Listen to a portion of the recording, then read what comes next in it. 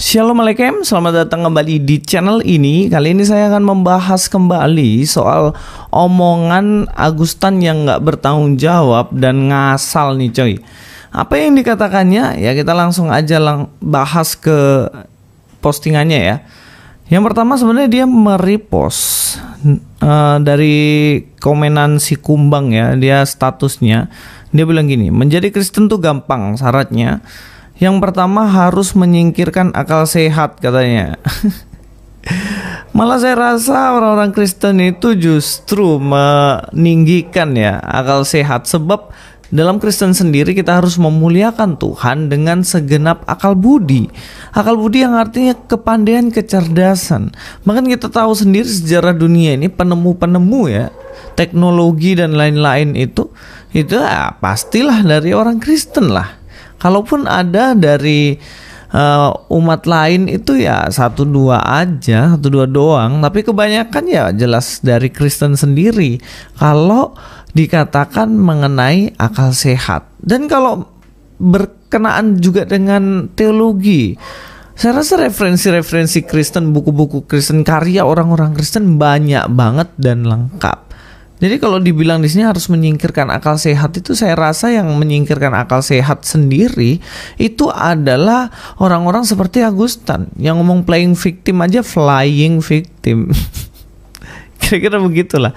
Dan video-video mengenai mengesampingkan akal sehat banyak banget di video saya itu yang mengkritisi bagaimana banyak mualaf-mualaf yang bahas Kristen ngawur semua. Dan saya akan tunjukkan juga ya bahwa Agustan ini akan membahas Kristen dan menuduh Kristen berselingkuh. Itu juga dia posisinya mengesampingkan namanya akal sehat, guys.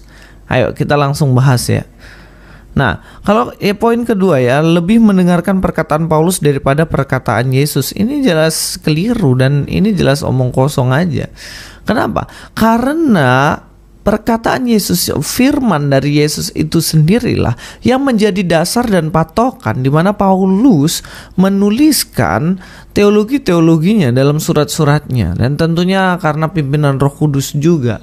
Tapi kalau teman-teman paham akan hal ini, maka teman-teman kalau tidak mengesampingkan akal sehat dan baca baik-baik Alkitab Perjanjian Baru, nggak akan ada keluar statement semacam ini. Masa orang Kristen lebih mendengarkan Paulus daripada Yesus? Lah Paulus sendiri menuliskan surat-suratnya berdasarkan perkataan siapa? Ya perkataan Yesus gitu loh. Makanya nggak ada yang bertentangan antara apa yang diomongkan Yesus dengan apa yang diomongkan Paulus. Nggak ada pertentangan sama sekali. Yang ketiga, pintar menghujat. Wah, ini justru kebalik. Pintar menghujat katanya. Justru siapa sih sebenarnya yang tukang hujat Kristen? Siapa, saya tanya? Siapa yang tukang hujat agama lain? Siapa yang suka ngomong-ngomong buruk tentang agama Kristen dan kemudian aman-aman aja, nggak diproses hukum? Ya, semua tahu jawabannya. Nggak perlulah tulis kayak gini. Ini kayak kebalikan semua ini. 4. Pandai asumsi. Nah sekarang kalau pandai asumsi, semua materi yang saya sampaikan itu ada referensinya. Dan juga orang-orang ini kalau berpandai asumsi katanya, justru fakta lah yang kami ungkapkan. Justru Pak Agustan dan kawan-kawan itu yang selalu asumsi tentang Kristen. Kalaupun saya kutip tentang Islam, itu pasti saya menyatakan dari sudut pandangnya agama itu. Jadi bukan dari sudut pandang agama saya. Tetapi kebanyakan ustadz-ustadz mu'alaf ini, mereka ngomong tentang teologi itu berdasarkan apa yang menjadi pikiran mereka, bukan berdasarkan agama Kristen gitu. Ini yang namanya asumsi, bro. Jadi tolong bedakan. Dan di sini di 5 isilah titik-titik di atas. Dan kemudian di sinilah ada masalah di mana Agustan dia mengisi yang kelima, katanya tukang selingkuh katanya. Wah, ngeri ya. Katanya Kristen tukang selingkuh. Dia lupa ya bahwa ada yang tokoh-tokoh agamanya beberapa kali ada selingkuh dan bahkan memperkosa anak-anak sampai akhirnya punya anak dijadikan bahan pencarian dana. Lupa kayaknya. Tapi kalau pendeta sendiri dalam Kristen tuh kalau ketahuan selingkuh pasti pecat, bro. Pasti pecat dari kependetaannya dan pasti itu akan kena disiplin. Bahkan orang yang berselingkuh itu pun di gereja pasti akan kena disiplin, nggak akan dapat pelayanan, dan bahkan perjamuan nggak boleh gitu. Karena apa? Karena ini bentuk disiplin dan gereja tidak mengizinkan itu. Dan yang lucunya di sini dia ngutip ayat Alkitab. Ayat Alkitabnya dalam Amsal 7 ayat 18 sampai 19. Marilah kita memuaskan berahi hingga pagi hari dan bersama-sama menikmati asmara, karena suamiku tidak di rumah, ia sedang dalam perjalanan. Nah, kalau dibilang begini, berarti di sini dia ingin mengatakan bahwa Kristen itu selingkuh, karena di ajarannya sendiri dikatakan di sini berselingkuh kan. Memuaskan berahi karena suaminya tidak ada di rumah katanya. Tapi kan ini ngutip ayat cuma satu doang.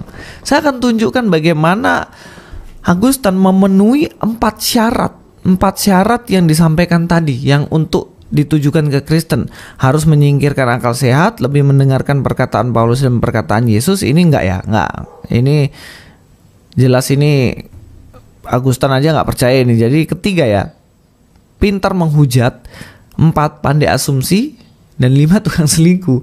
Kita akan lihat di sini ya, bagaimana dia memenuhi syarat ini. Kenapa? Kita langsung masuk ke Amsal 7 ayat 18 sampai 19. Oke, inilah ayat yang dikutip oleh Agustan. Marilah kita memuaskan berahi hingga pagi hari dan bersama-sama menikmati asmara, karena suamiku tidak di rumah, ia sedang berdalam perjalanan jauh. Ini yang dikutip, tapi dia melupakan konteks keseluruhan dari ayat ini. Saya akan sampaikan ya, kita akan cek keseluruhan dari ayat ini. Setelah kita lanjutkan di sini, sekantong uang dibawanya, ia baru pulang menjelang bulan purnama. Ia merayu orang muda itu dengan berbagai-bagai bujukan, dengan kelicikan bibir ia menggodanya. Jadi ini suami pergi bawa duit banyak dan merayu anak-anak muda untuk bisa selingkuh sama dia.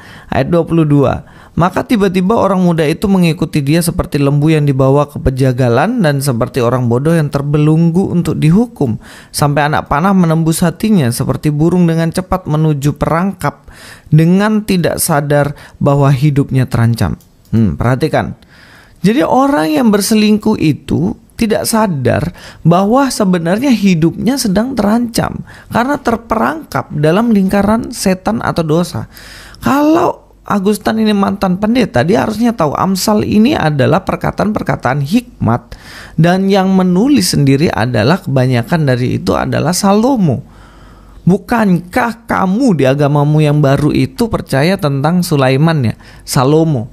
Lah kok sekarang kamu mau menghina tulisannya dari Salomo yang penuh dengan hikmat? Nggak, benar-benar nggak pakai akal sehat ini, benar-benar asumsi nih. Nah, sekarang kita akan lihat di ayat 24. Dikatakan, oleh sebab itu hai anak-anak, dengarkanlah aku, perhatikanlah perkataan mulutku. Jadi di sini dia ingin mengungkapkan bahwa orang yang berselingkuh itu ada dalam jeratan yang menuju kebinasaan. Kemudian penulis dari Amsal ini ingin menasihatkan, hai perhatikanlah aku dan perhatikanlah perkataan mulutku. Supaya apa? Di 25, janganlah hatimu membelok ke jalan-jalan perempuan itu, dan janganlah menyesatkan dirimu di jalan-jalannya. Jangan kamu tersesat, jangan kamu membengkokkan jalanmu. Dan dari sini kita melihat bagaimana bahwa jalan yang demikian, perselingkuhan, perzinahan, itu jelas jalan yang salah dan berdosa. Makanya pengamsal, orang yang berhikmat ini menuliskan supaya kita menjauhi jalan-jalan seperti ini. Di 27, rumahnya adalah jalan ke dunia orang mati yang menurun ke ruangan-ruangan maut. Di ayat 26, kelewatan, karena banyaklah orang yang gugur ditewaskannya, sangat besarlah jumlah orang yang dibunuhnya. Jadi jalan ini diperingatkan bahwa jalan yang sedemikian ini adalah jalan yang salah, menyesatkan dan membinasakan. Lalu ayat ini dikutip Agustan untuk menjadi bahan ejekannya dan mengatakan bahwa Kristen itu tukang selingkuh.